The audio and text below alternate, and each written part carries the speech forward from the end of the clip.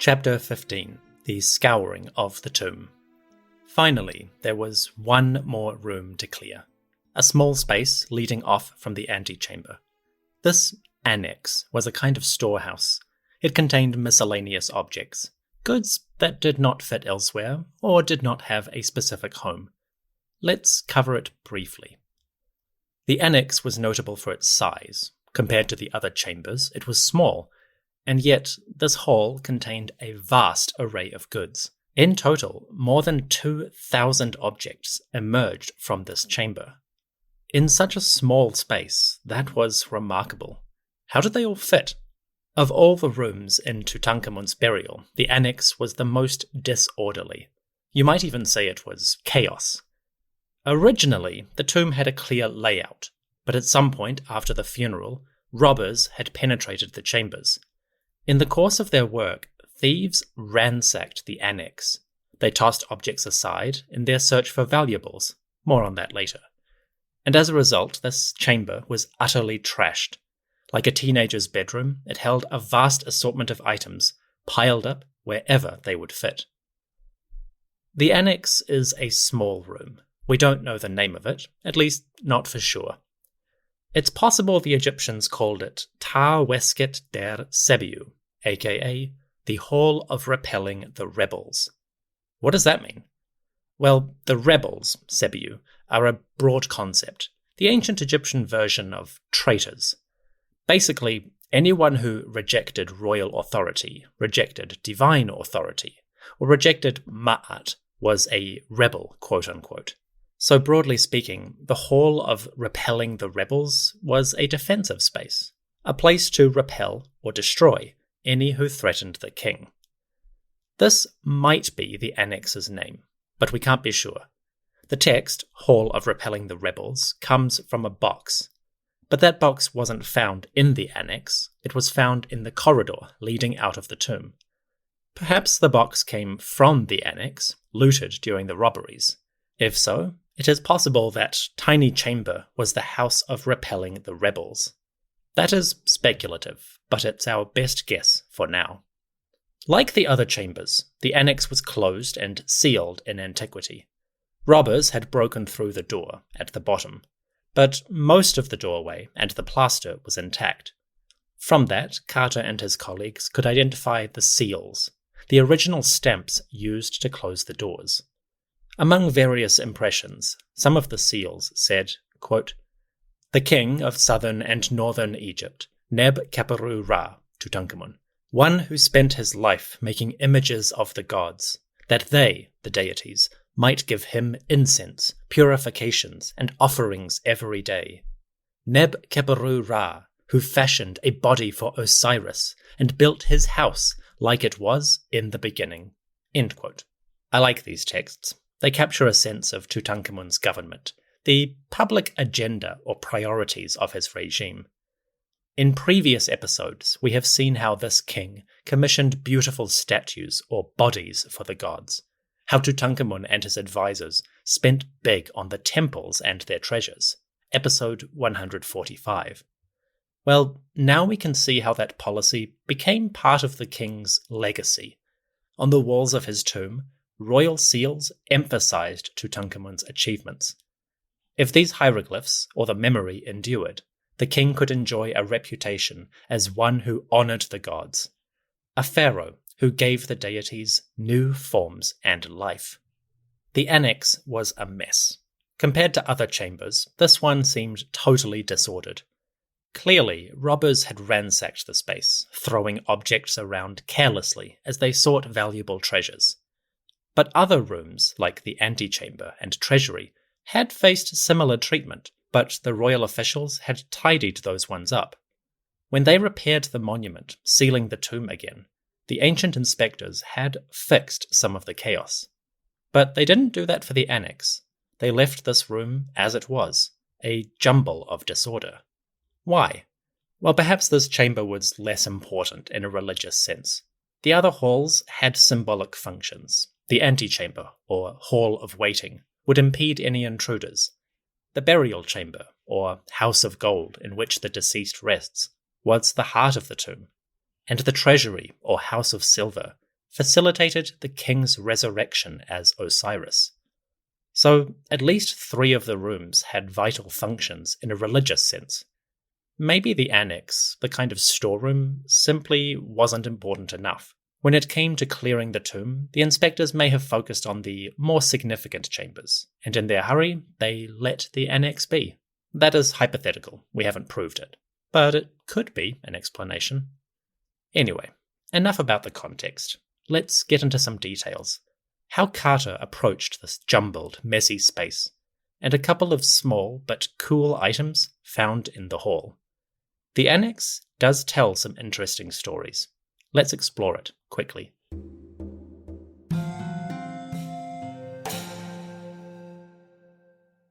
For Carter, the chaos of the annex was a challenge, perhaps the greatest challenge yet. The other chambers had been hard, but at least those rooms had space to move, and broadly speaking, they were orderly. By contrast, the annex was tiny, and every part of the floor was covered in miscellaneous goods. Looking at the mountain of artifacts, Carter lamented, quote, "When one peers into a chamber arranged and sealed by pious hands, one is filled with emotion.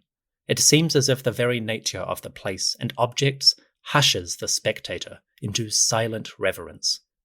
But here, in this chamber, where nothing but confusion prevailed, one's mind became preoccupied with the problem, how it could best be dealt with." End quote. You can almost hear the weariness in Carter's writing. By 1927, 5 years after discovering the tomb, the excavator was tired. He had worked feverishly and navigated many controversies, disputes, crises, and challenges. I've touched on a few of these, mainly the controversies, but excavating Tutankhamun's monument was an enormous undertaking. Not just archaeologically, but politically, socially, emotionally. Many times, Carter faced great challenges from outside forces. After 5 years of toil, stress, anxiety, even anger, the Egyptologist sounds exhausted. Can we blame him? And yet, Carter would not stop until the work was complete. Although the annex was a horrendous mess, he rolled up his sleeves and got to work. But the annex did present a unique challenge. How would they deal with it? The team approached this chamber slowly. First, Carter focused on small objects littering the floor. He had to do this by hand, lying on his belly and crouching through the doorway. At one point, the excavator had to lie on a plank suspended over the floor. The plank was secured by ropes at each end, and those ropes fed back through the door to the antechamber. They were held by, quote, 3 or 4 men standing in the antechamber. In other words, the work was tricky, and Carter had to rig up a makeshift device just to start clearing. At first, the excavators could not even enter the annex, lest they trample or destroy small objects. The floor was covered in countless items, and one at a time, these objects had to be removed. To make matters worse, the chaotic pile-up that dominated the room was a serious problem. At each stage, the excavators had to make sure, if they removed one object, would it cause others to shift? If they were not careful, the removal of small items could cause an avalanche of wood, stone, metal, and pottery. This alpine mound of objects dominating the annex could easily have been a catastrophe. So, Carter and his team worked slowly, methodically, but they got it done. Over a few weeks in December 1927, they carefully removed every object from the room. Carter's journal is surprisingly brief when it comes to the annex. He noted the date when excavations started, November 27th, and he noted the date of completion, December 15th. In between, he barely recorded a thing. Carter still took notes on every object, and he documented the discoveries. But his personal diaries, his journals recording the excavation, get briefer, less detailed. Again, you get the sense that 5 years into the work, Carter was getting tired. The annex is a curious room. We have an idea of its name, the Hall of Repelling the Rebels. and we know that it was a mess. But overall, there is not too much to say. The objects in here are interesting, but slightly academic. Most of them are jugs, boxes, a bit of furniture. Not much to dazzle the eyes or the brain. That being said, there are a couple of items that are worth discussing. Very quickly, let's sneak a peek. More than 2,000 objects filled the annex. Among that jumble, a few were quite interesting. Most notably, there was a set of weapons. Tutankhamun had many weapons in his tomb, and I've covered some of them previously. But I'd like to talk about a few more. You see, the annex held a set of swords and shields belonging to the king. These are cool objects. The annex held 2 swords. They have the same design, a long curved blade with a kind of hook near the hilt. We call these swords the kopesh or kepesh. They are crazy recognizable. If you have ever seen a movie set in ancient Egypt, there is probably a soldier carrying one of these swords. Their silhouette is distinctive, and that wicked curve is cool. The kopesh swords of Tutankhamun come in 2 sizes. One is large, about 60 centimeters long, or 2 feet, if you include the handle. The sword is made of bronze, a solid piece of metal, forged and shaped into a weapon. According to Howard Carter's notes, the blade on this sword was surprisingly blunt.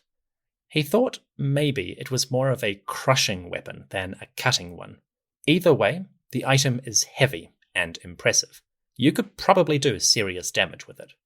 The second kopesh is small, just 41 centimeters long, or 1.3 feet. Again, it is bronze, 100% metal, just like the big one. But this sword is smaller in every dimension, which suggests that the weapon is a secondary tool to hold in your offhand.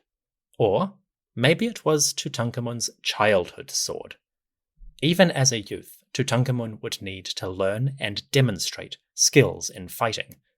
Perhaps this sword was his marker as the conquering pharaoh, quote-unquote. Whatever its purpose, the child-sized kopesh is cool.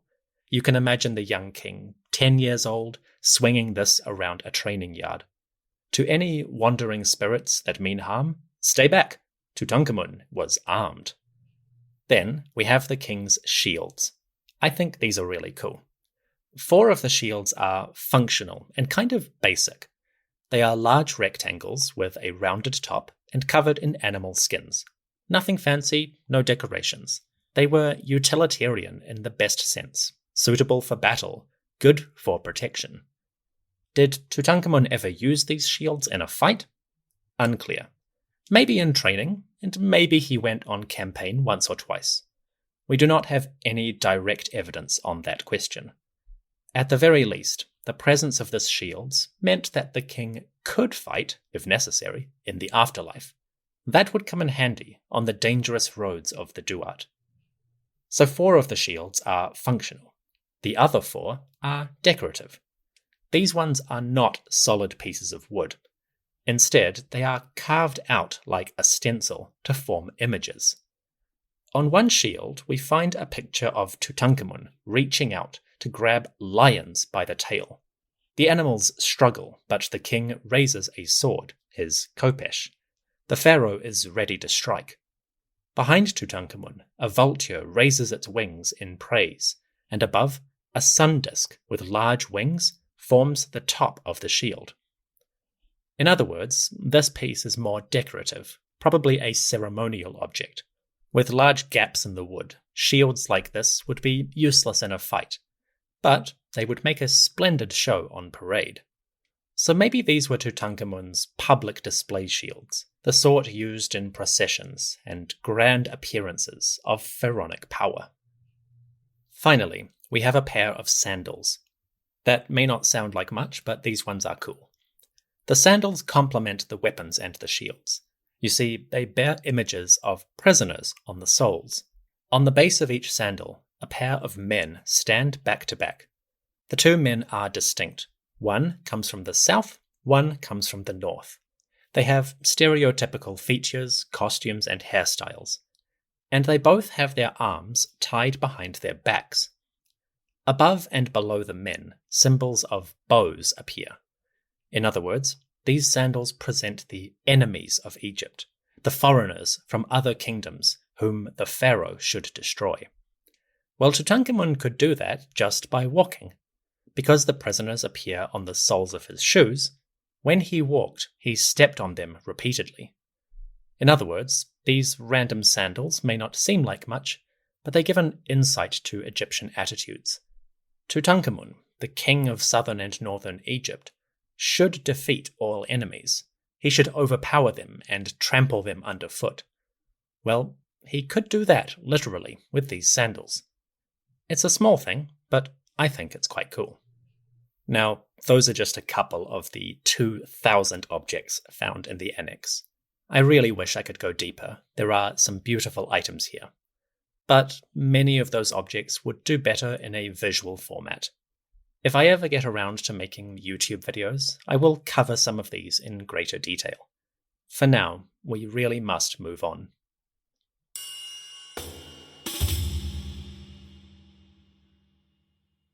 The Annexe may seem like a jumbled, disorderly mess, hardly worth your time compared to the amazing treasures.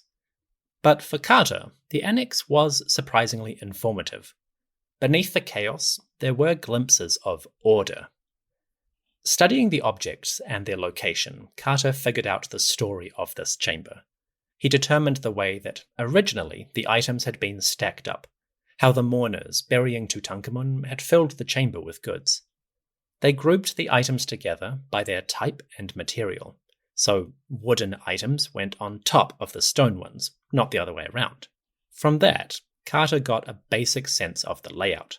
Apparently, the Annexe was furnished as follows. Quote, "Firstly, wine jars were placed on the floor at the northern end. Then, at least 35 alabaster vessels containing oils were stacked beside. And on top there were fruit baskets. The remaining space was used for other furniture, piled on top of those." End quote. So, working backwards, Carter could undo the chaos and figure out the natural state of the room. In the process, he came to understand the layout of the chamber, and which objects were maybe significant. He also figured out the story of robberies in the Annexe and the tomb. This was an important part of Tutankhamun's afterlife. Invasions, violations of the monument, could have been disastrous for the pharaoh's soul. By reconstructing these events, Carter gave a sense of how the thieves threatened Pharaoh's immortality, and how the officials saved the tomb from destruction.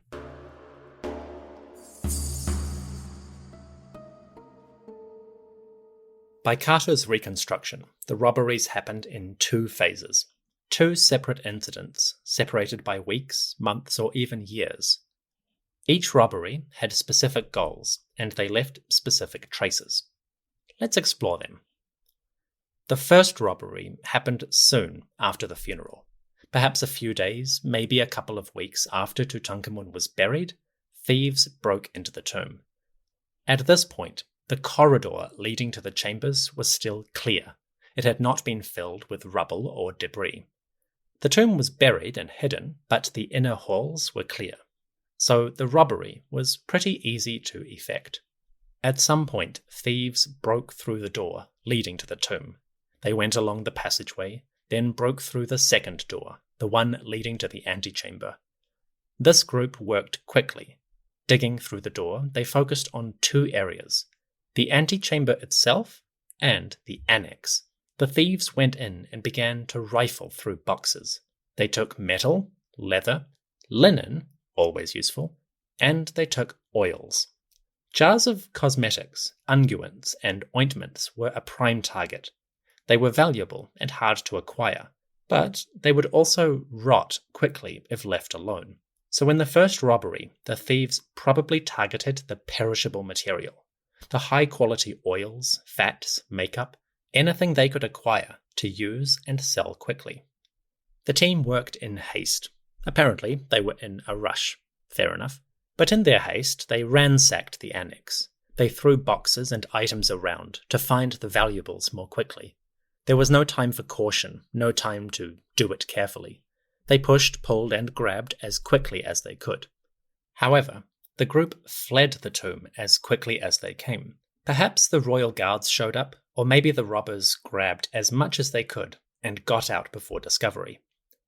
Either way, the thieves ran. In their haste, they dropped bits and pieces in the corridor. Fragments of gold, an arrowhead made of bronze, things like these turned up in the excavations. It seems that the robbers grabbed as much as they could, but in their haste to escape, they dropped plenty of trinkets. Now this first robbery seems suspicious. Clearly, the thieves knew exactly what they wanted and exactly where they would find it. With that in mind, we must wonder, were some of these robbers involved in Tutankhamun's funeral? Did porters, carpenters, or even priests get involved in this crime? The speed of their work and the targeting they use maybe reveals their knowledge. A few of these robbers had probably been there before. Whoever they were, the thieves took a few items: metal, linen, leather, oils, unguents, cosmetics, things that were small, easy to hide, and valuable in day-to-day use. Presumably they would use or sell these items among their friends and relatives. But for now, they went in, got their shopping list, and got out. When this first robbery was discovered, the royal officials took action. They tidied up the antechamber, but not the annex. They resealed the doors leading to the tomb, and they filled the corridor with rubble. Masons hauled baskets of limestone into the passage. Perhaps this limestone was the debris left over from construction of the tomb itself. Basket after basket, the stone chips went in, blocking up the corridor and barring future access. As they did this, the porters dumped material on some of those trinkets that the thieves had dropped. That's how we know what they stole in the first robbery and what they left in their escape. So the extra layer of security ironically preserved a record of the crime. The officials closed the doors, stamped their seals on the repairs, and left it at that. Hopefully, this would keep the tomb secure. Of course, we know it did not. For a few months, maybe a couple of years, the burial slept in peace. Tutankhamun was undisturbed. But, almost inevitably, thieves entered once again. At some point, a second group broke into the tomb. This time, they had to really work for their prize. The rubble filling the corridor was a massive barrier. Having overseen the excavation of that rubble, Howard Carter estimated that digging a tunnel through the debris would take maybe 7 or 8 hours. So this was not a quick job. The second robbery required preparation and planning. The thieves probably had to bribe or distract any guards. To get enough time, they needed an empty valley. How they did that, we don't know, but eventually they got their chance. One night, the robbers started digging, and 7 or 8 hours later, they repeated their predecessor's accomplishment. They broke through the door, entered the antechamber, and started to rob the tomb. This time, the thieves went straight for the burial chamber. They broke a hole in the door, a hole that 3,000 years later, Carter would use to enter the space. They went past the shrines and into the treasury. Here, the robbers began to feast on the gold, silver, and precious stones that formed Tutankhamun's jewellery. When Carter opened the treasury, he found many empty boxes. Some containers had labels on top saying things like jewellery, but they had been robbed of their valuables. By studying these labels, Carter estimated that robbers took 60% of the jewellery in the tomb. They picked up necklaces, metal pots, bracelets, bangles, rings, and more. Basically, it seems that the second group of robbers wanted metal. They went through the tomb, stripping the gold, copper, bronze, and silver from small objects. Now once again, this group worked in haste. There was no time to attack the larger treasures. Statues, ceremonial ornaments, religious items, those would have to wait. In one case, the thieves opened a small shrine, but when they saw its contents, a golden statue of a god, they left it. Maybe those items were too hot, too hard to sell. Maybe they wanted the easy pickings first. Either way, the group was systematic. They took the smaller items, things they could pick up, hide, and dispose of quickly. They were remarkably thorough. Again, in their haste, the thieves left clues of their work. At one point, a robber collected a bunch of rings, golden finger bands belonging to the king. The thief snatched these items up, and he wrapped them in linen. The thief used one of Tutankhamun's scarves to bundle up the rings. This made them easy to carry and, if necessary, hide. Well, it didn't work. At some point, the thief was stopped. Maybe the guards apprehended him. Maybe he tried to sell the rings and got caught. Either way, this bundle came back to the tomb. A royal official brought the scarf to the antechamber and stuffed it into a box. They did not unwrap it or remove the rings. Instead, they shoved the scarf and its contents into a container. There it stayed for 3,000 years, a tiny clue of ancient theft. There were a couple of other traces besides the rings. In the annex, one of the boxes had a footprint on the surface. The box had been thrown to one side in the jumble, and apparently the robber had stepped on it while trying to reach something else. The thief was barefoot, and the dirt on their sole left a distinct mark on the box. Again, another clue of the robberies. My favourite trace comes from a jar. In the annex, a white stone jug was lying in a corner.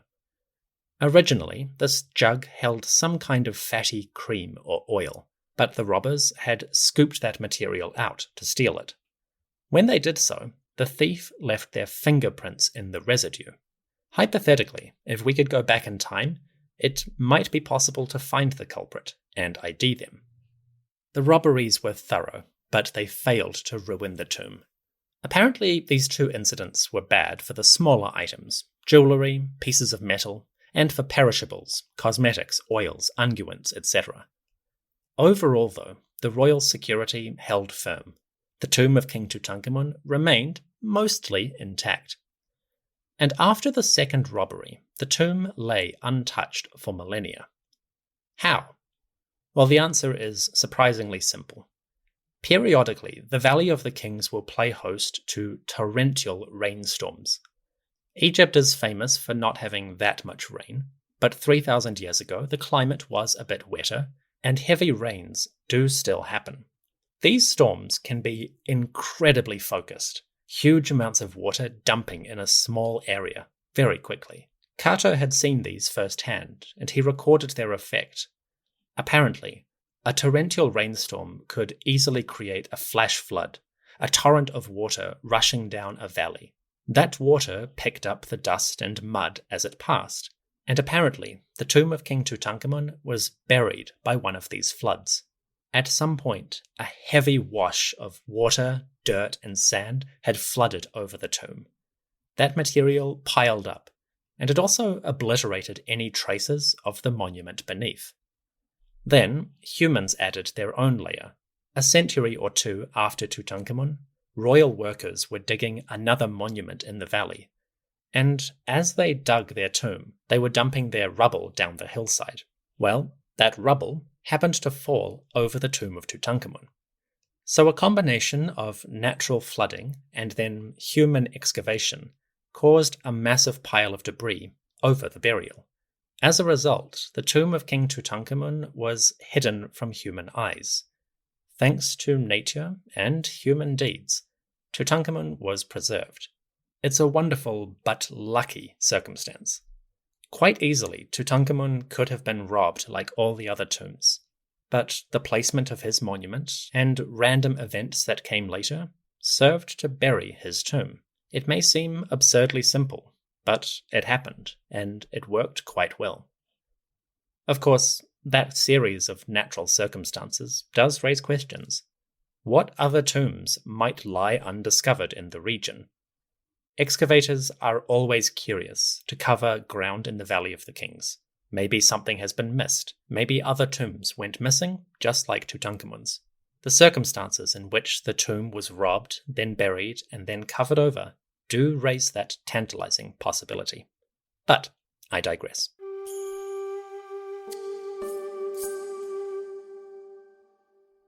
The annex was a small room filled with a jumble of objects.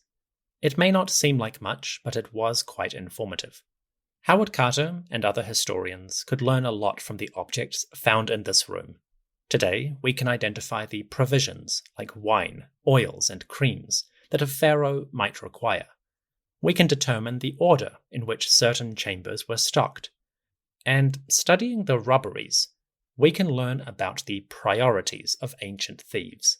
The robbers clearly valued certain things above others. Today, the golden coffins and mummy mask might seem amazing, but to the ancients, those were high-profile, dangerous targets. By comparison, a jar of ointment or oils, or a bracelet made of bronze or metal, that was probably more valuable.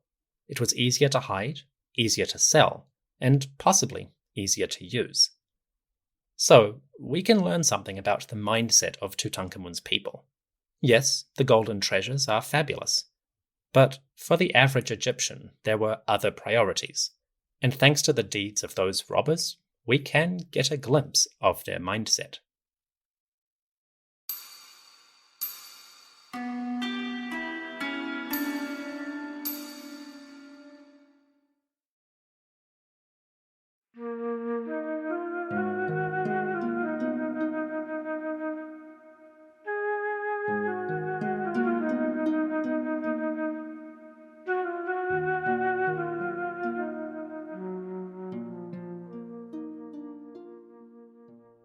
Chapter 16.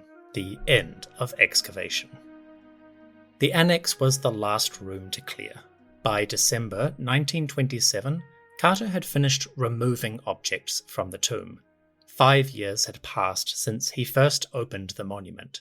In that time, the Egyptologist had navigated political crises, labor disputes, the death of a close friend, public controversy, and media attention.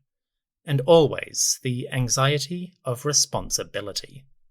Carter was the caretaker, the custodian of a magnificent treasure, a piece of human history 3,000 years old. Carter was responsible for protecting that history and ensuring it survived to educate, inform, and dazzle future generations. It must have been a heavy burden, and as the excavation season of 1927 came to its end, Carter seems to have been quite tired. Carter's records of this season, the last season in the tomb itself, are surprisingly short. In the journals for spring 1927, Carter wrote his last summary of the excavation. His words were simple, quote, "Spring, final objects conserved for shipment to Cairo." End quote. That's it. It almost seems anticlimactic, but imagine his exhaustion, and within those few words, there is, perhaps, a sense of relief. After years of constant studying, recording, measuring, and drawing, Carter could finally put down his pen, and with a simple flourish, he could close the book on his excavation. I imagine there was great relief at that moment. So in 1927, Carter's work in the tomb was done. It had taken 5 years, but the monument was cleared. The items were in storage and ready for examination. In scientific terms, Phase 1 of the project was finally complete. Now, Carter started on Phase 2, the work of conservation. He would need to study each item to ensure they received proper treatment and restoration. Amazingly, this next phase would last just as long as the first. Carter spent 5 years clearing the tomb. It would take 5 more to finish preserving the treasures. From 1927 to 1932, Carter worked on preserving Tutankhamun's treasures. In Luxor, the archaeologist carefully studied each item individually. He took notes and made repairs to the fragile objects. Carter did not work alone. He had help. Assistants like Harry Burton and Alfred Lucas joined him each season. The work was difficult, and Carter's journals give a succession of troubles, tribulations, complaints, and issues. Occasionally, he describes the work as tedious and complains about stupidity from some of the local workers. In short, Carter seemed to get grumpier as time went by. Maybe after 5 years, he was running out of energy and patience. Also, the excitement of excavation was fading. There was nothing new to discover, no tantalizing opportunities on the horizon. So there was nothing to look forward to, no anticipation that could stoke the fires and get him through the difficult parts. Sadly, Carter had done the fun part. Now he had to face the grind, the long hours in heat and dust, recording countless items. Year after year, Carter did the job. This was slow work. The team had to treat each object individually, assess its condition, and figure out the best approach. As you can imagine, these long lab sessions were painstaking. It would take Carter a long time to complete all of this, and always that responsibility lingered over his work.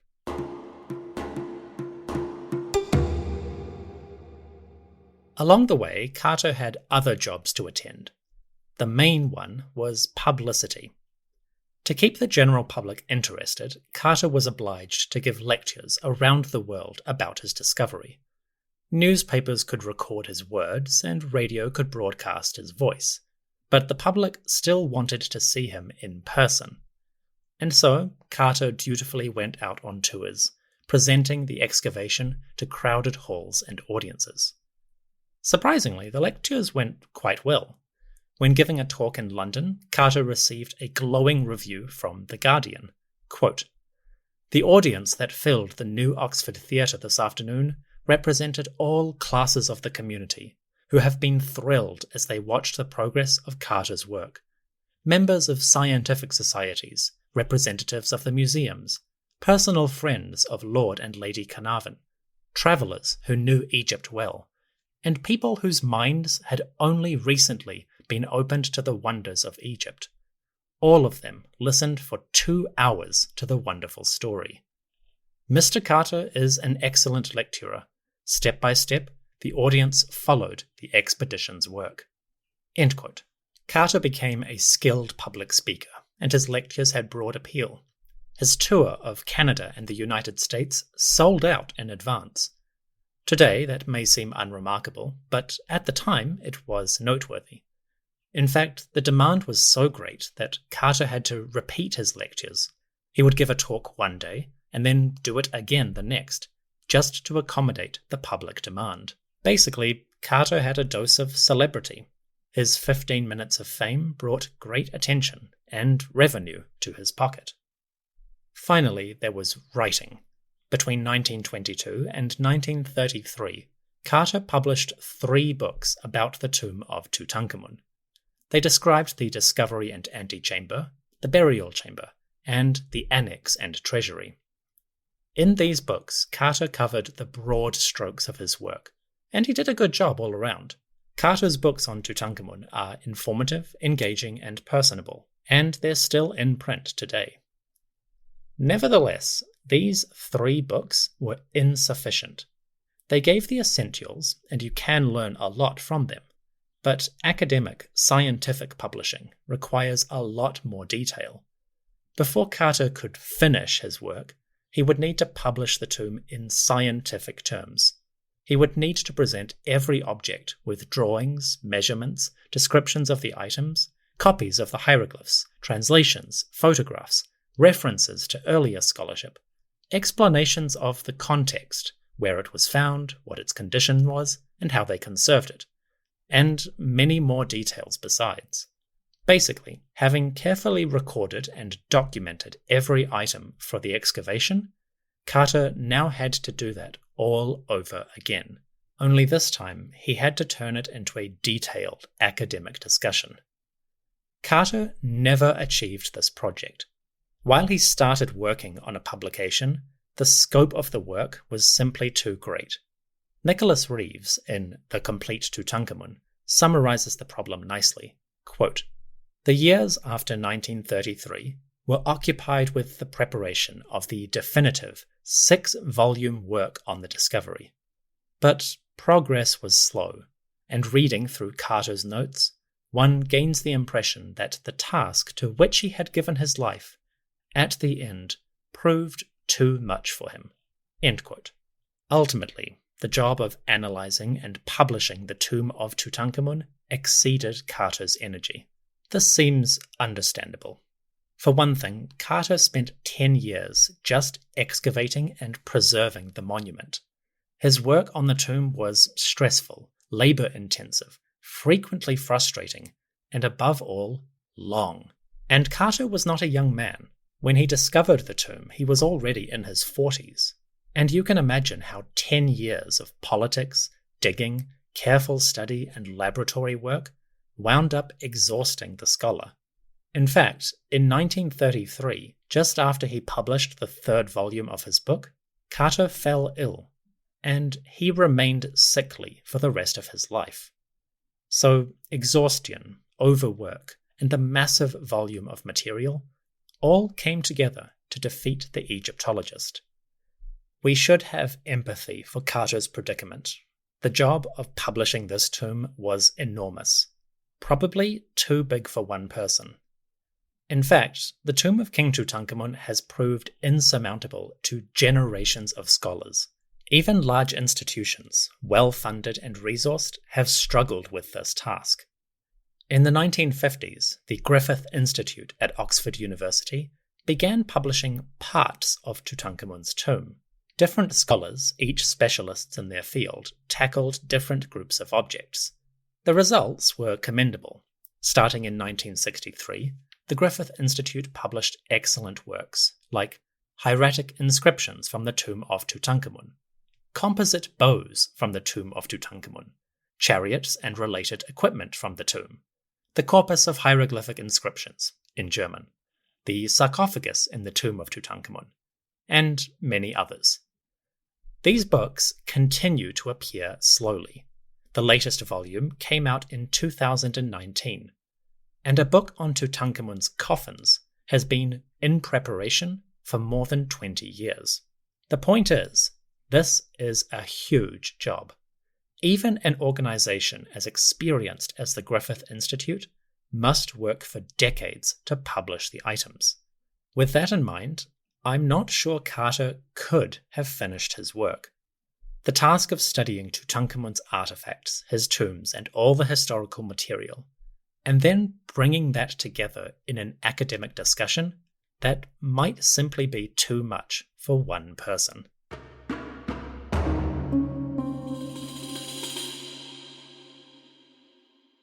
So in the later years of his life, Carter worked on a publication of the tomb. Unfortunately, this task was too great, and even now, 100 years later, the contents of the burial are only available in small publications here and there. If I had to guess, I would say about 60% of the objects, at least, still lack a proper study. Egyptologists do what they can, but time and money are short, so experts chip away at the task. Like masons building a pyramid, they build the study of Tutankhamun's tomb one article or one book at a time. Maybe in the next 100 years we will collect the full scientific corpus. Today, it would probably take a huge investment to organize the work. Maybe we should crowdfund this. Who's interested? Carter finished clearing the tomb in 1927. 5 years later, he finished the work of preservation and restoration for the treasures. So, in 1932, approximately, work on the tomb of Tutankhamun came officially to its end. Ideally, Howard Carter should have settled into a comfortable and prosperous retirement. He could spend his days working on the publication and generally enjoying an esteemed reputation. For a while, this was the case. Unfortunately, just 7 years after finishing the work, Howard Carter died. The excavator of Tutankhamun's tomb passed to the west on March 2, 1939. His death was a result of Hodgkin lymphoma, a type of cancer. His funeral was small, just 9 people attended. and the aftermath of Carter's death was quietly controversial. In his last will and testament, Carter directed that his antiquities collection should go, quote, as soon as possible to the Metropolitan Museum of Art. You see, over the years, Carter had bought and sold Egyptian relics, usually from the markets of Luxor and Cairo. In that time, he had built up a small personal collection of antiquities. But when Carter's representatives examined his collection, they found a few other objects. Among the various antiquities purchased from markets, there were some items that clearly came from the tomb of Tutankhamun. These were small: a shabti, a cup, a glass, an amulet, some golden nails, and a couple of trinkets. But many of them had the cartouche of King Tutankhamun. This was a controversy to which there was no alibi. Apparently, Howard Carter did keep a few items from the burial of Tutankhamun. Yes, they were small, but that doesn't matter. Without claim, and certainly without permission, Carter stole small items from the tomb. Throughout this series, I have noted those questionable aspects of Carter's record. They are an unfortunate blemish on his career and legacy. In many respects, Carter was an excellent scholar and archaeologist. He was careful, meticulous, and respectful. And yet, even he succumbed to the same temptation as countless others before. He purchased, or even stole, ancient artifacts for his private collection. It is a blot on his legacy. In case anyone is running to their keyboard, please rest assured, 99% of the time I have the utmost respect and appreciation for Carter's work and skill. Compared to his predecessors and colleagues, Howard Carter was diligent and honest. But he wasn't perfect. He made mistakes and a couple of poor decisions. 100 years later, we must acknowledge that. Otherwise, our stories will only be a poor imitation of the person as he lived. We must do Carter the respect of treating him as a human, for good and for ill.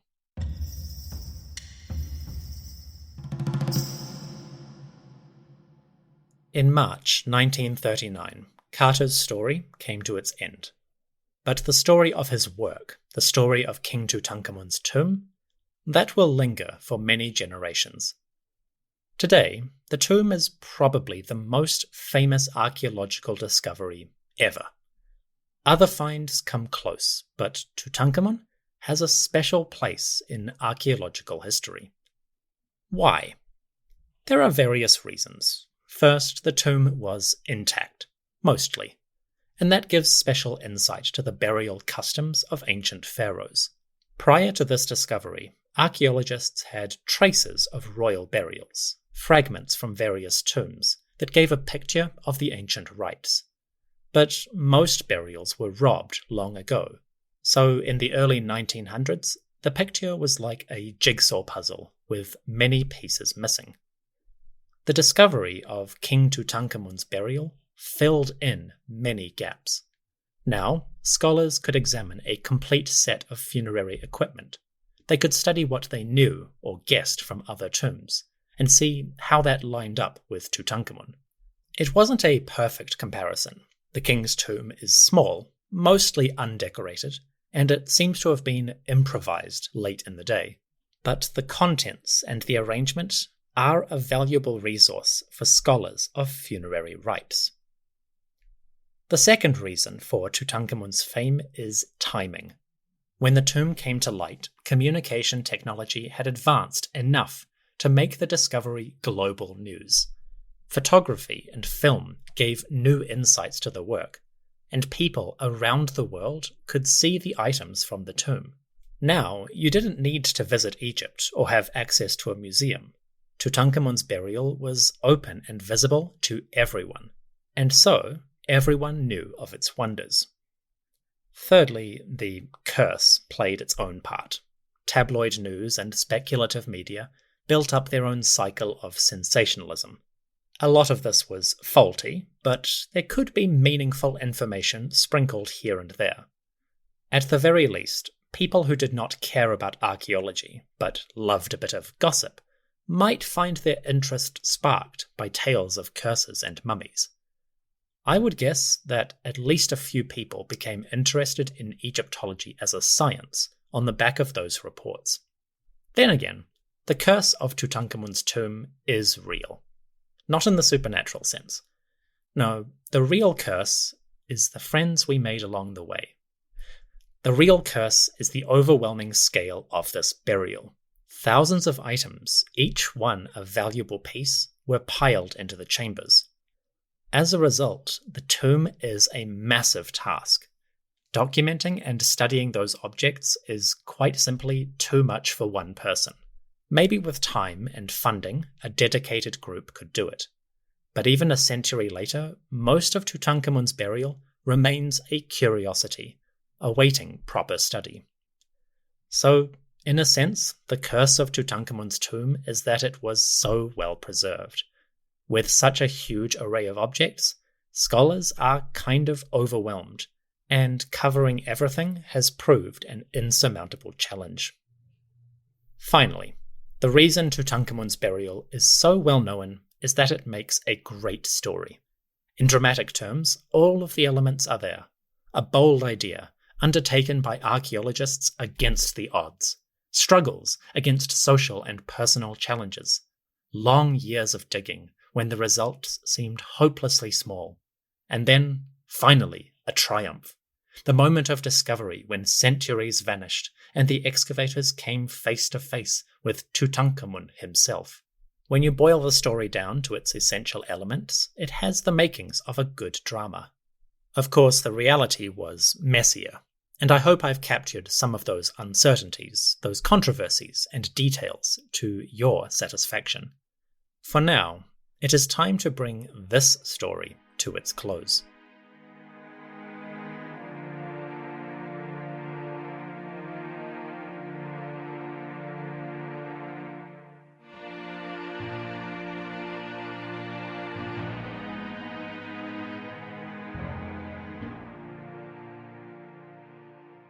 "3,000 years ago, the tomb of King Tutankhamun began its long historic tale.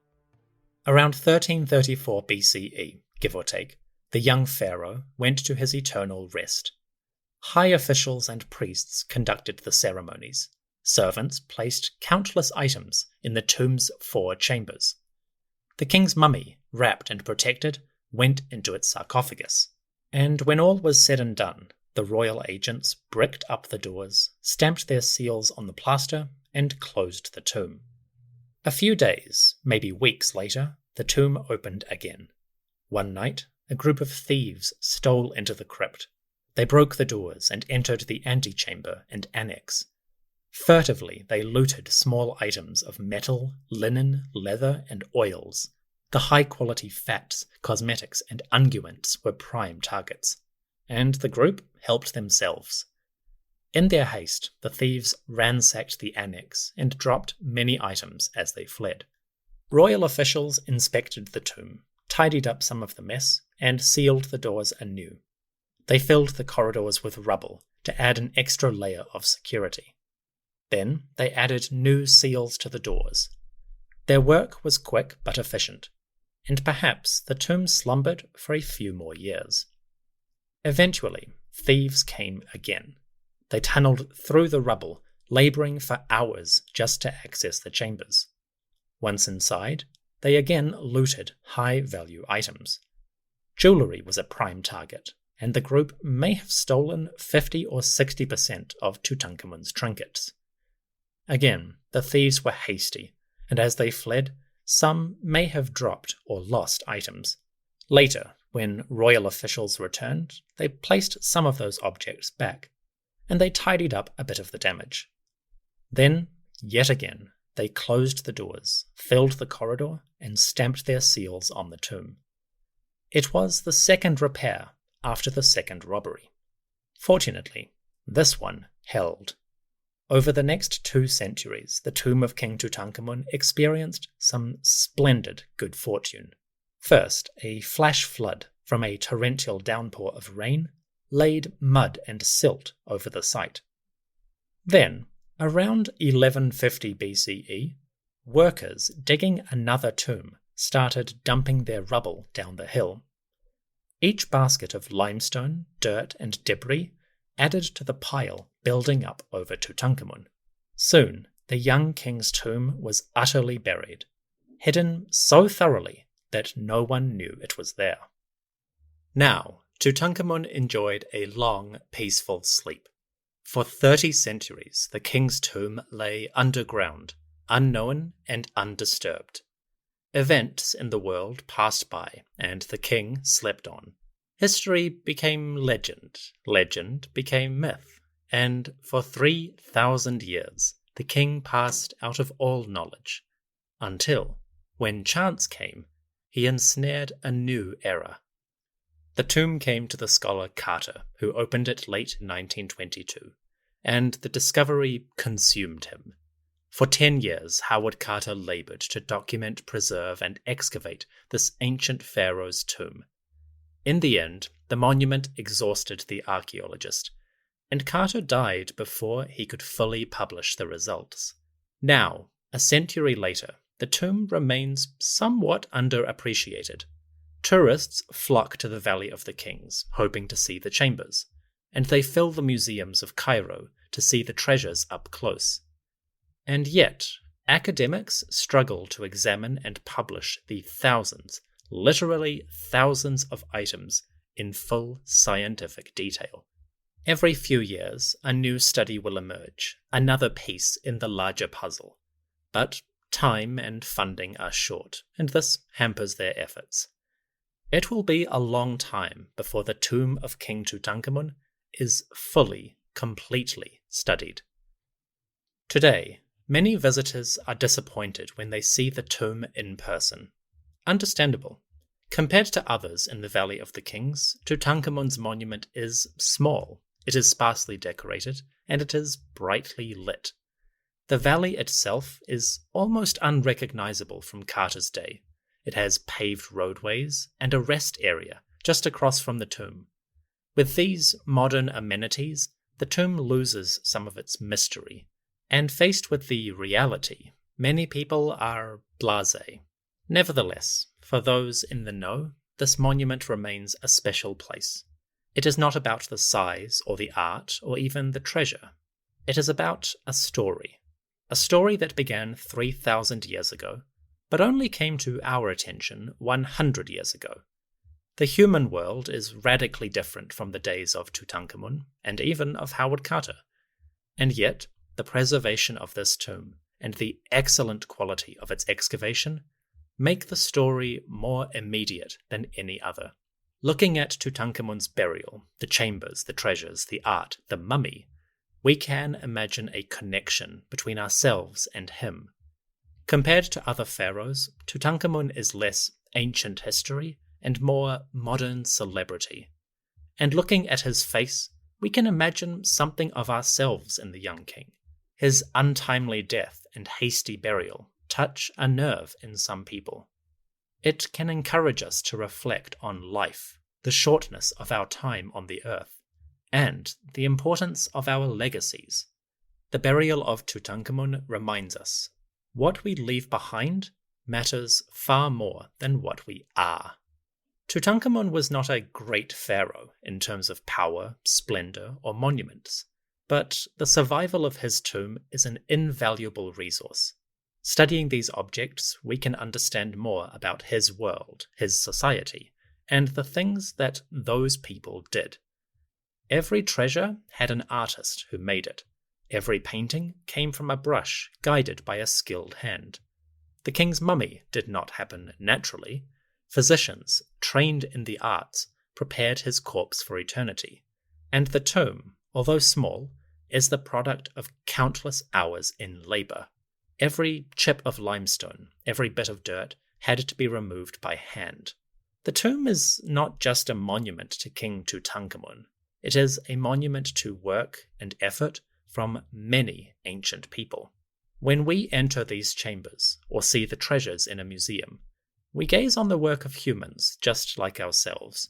Their personalities are forgotten, but their deeds and their legacies endure.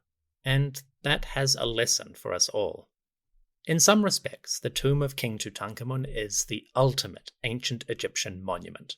It's not the largest, it's not the grandest, but it has the best story, a unique set of circumstances in which he was buried, a fortunate turn of events that preserved him for generations, and the wonderful deeds of Howard Carter and his colleagues as they preserved and excavated this monument. Thanks to good luck and excellent excavation, we may connect with these items and these people for generations to come.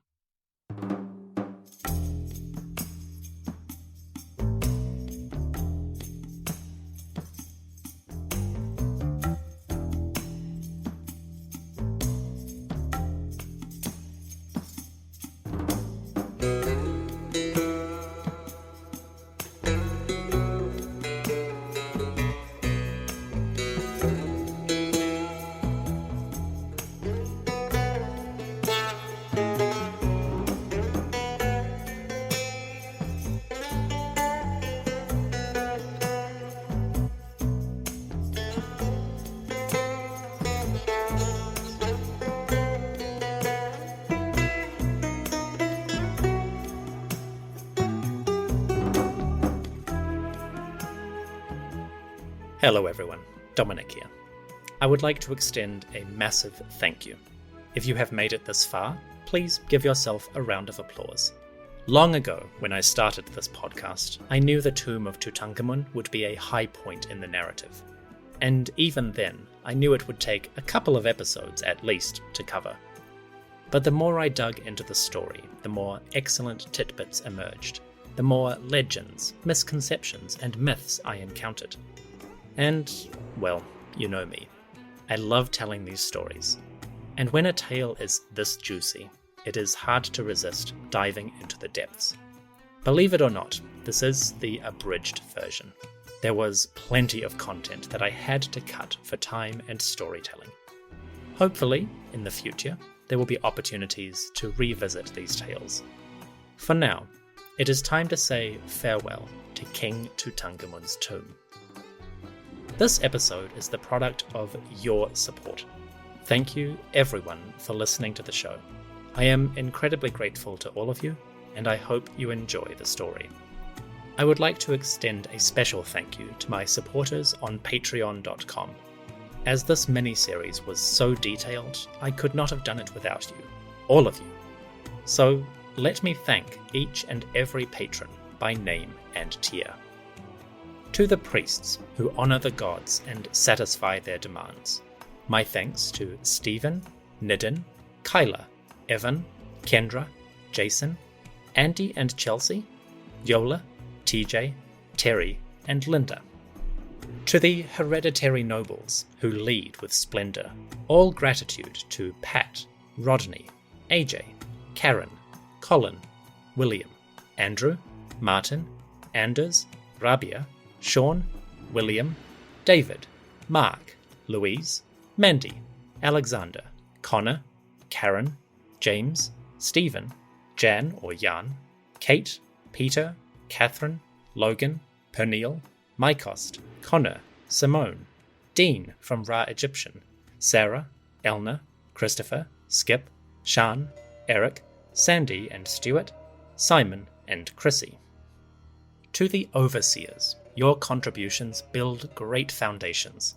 This podcast rises from the sands, thanks to Jory or Yori, Ralph, Miriam, Dorian, Erin, Alfredo, Caroline, Simon, Barbara, David, Anne, Jean, Therese, Eneda, Kesreti Tui, Rachel, Pri, Miriam, Kristen, Mary, Michelle, Brian, Ray, Kurt, Torben, Amanda, Rebecca, Cynthia, Ryan, Bruce, Philip, Laura, Angela, Teresa, Jacob, Sarah, Carol, Jan or Jan, Diana, Nathan, Nach, Ryan, Timothy, Angelica, Sindra, Dixie, Belinda, John, Scott, Marissa, Inanna, Meg, Kerry, Christoph, Michael, Kristen, Chloe, Mitchell, Kate, Alex, Allison, Matthew, Georgia, Martin, Eileen, George, John, Matt, Coffee Saxophone, Dennis, Vanessa, Christian, Kelly, Paul, Brandon, Alan, Joel, Murky, Casey, Steve, Damien, Catherine, and Francine. And to the scribes who produce the annals and chronicle the works, every word is a product of your generosity. Thank you to Frank, Dieter, Peter, Isaac, Alfie, Mike, Thomas, Brendan, Jerry, Eric, Marietta, K.A., Morgan, MJ, Radiant, Wolfslider, Ross, Kimberly, Nicholas, Joni, Kevin, Jason, Abigail, Steve R., Joseph, William, Margit, Anna, Sarah, Dennis, Andrew, Crystal, Amy, Jonathan, Jonathan, Karen, Parijat, Tegan, Lucy, Jennifer, Christy, Kathy, Lisa, Ellen, Myrta, Brandy, Nicolette, Martin, Ale, Auntie, Mark, Claire, M, Jessie, Damon, Kay, Ellen, Joe, Madden, David, John, Emily, Cohen, Patricia, Manu,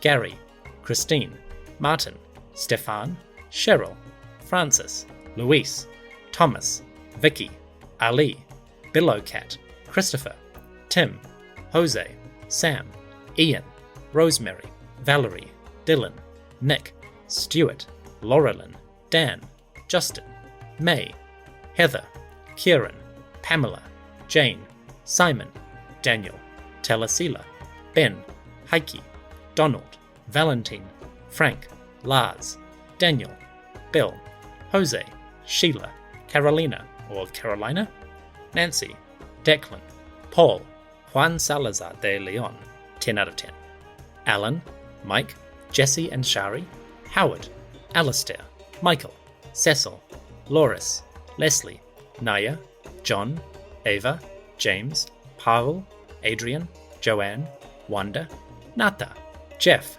Alain, Nikea, Claire, Tobias, Andy, George, Lane, Claudia, Joseph, Dave, Eric, Horse Lover Fat, that's curious, Michael, Denise, Rusty, Chris, Sandy, Chris again, and Julian. To the farmers, without whom the crops would wither, the canals would dry, and the land would perish. My thanks to Hilary, Megan, Lakshana, Grayson, David, Fiona, Richard, Charles, Niles, Michael, Eric, the Decipher Sci-Fi podcast, Lucas, Padraig, Chris, Dillo, Benjamin, Lynn, Oro, Robert, Sam, Tamara, Dirty Snowball, Marek, Mark, Jenny, Northern Yeti. I thought you were fictional. Cheryl, Alberto, Julian, Adrian, Bruno, Juan, Justine, Zach, T-Man, Joshua, Alex, Melanie, and Nancy. Thank you, every single one of you. Your generosity is incredible, and I am most grateful. I hope you have enjoyed this mini-series and this small dedication. May it go some way to paying my debt to you. To everyone listening, thank you for joining me. I hope you enjoyed the show.